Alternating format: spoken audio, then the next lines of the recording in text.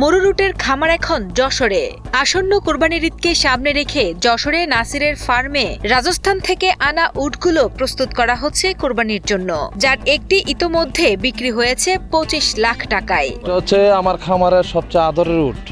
এই উটটাকে আমরা বিক্রি করছি মাত্র ২৫ লক্ষ টাকায়। কত বড় উট, একটা হাতির ছাড়া বড় উট, এর আগে কোনদিন দেখিনি, আজ প্রথম দেখলাম। গত বছর ভারতের রাজস্থান থেকে ১০টি উট সংগ্রহ করেছিলেন বলে জানান খামারি নাসির। এর মধ্যে গত কুরবানির ঈদে ৫টি উট বিক্রি হলেও বাকি ৫টিকে রেখে দেওয়া হয় খামারে, যা গত ১ বছর ধরে নিবিড় যত্নে লালন পালন করা হয় এবারের হাটের জন্য।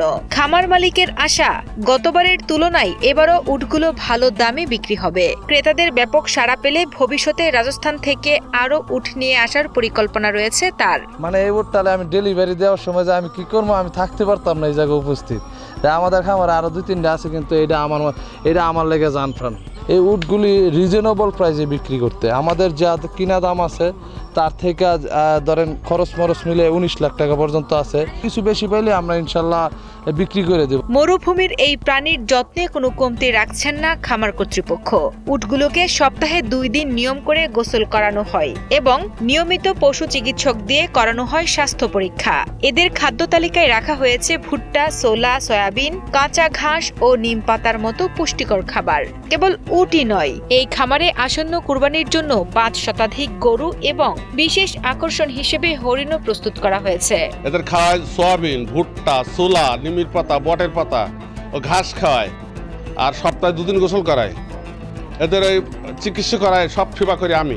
রাজস্থান থেকে আনা উট নিজ চোখে দেখতে প্রতিদিন খামারে ভিড় করছেন স্থানীয়দের পাশাপাশি জেলার বাইরের অসংখ্য দর্শনার্থী।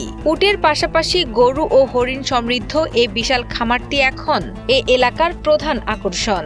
আমরা এই উট দেখতে আসছি, এই উটগুলো দেখে খুব ভালো অনুভব পাচ্ছি। এইগুলো তো মরুভূমির থেকে এনেছে, এর আগে কোনদিন দেখিনি, আজ প্রথম দেখলাম। এখানে গরু দেখতে, গরু টরু দেখতে আসি, উট দেখতে আসি, খুবই ভালো লাগলো।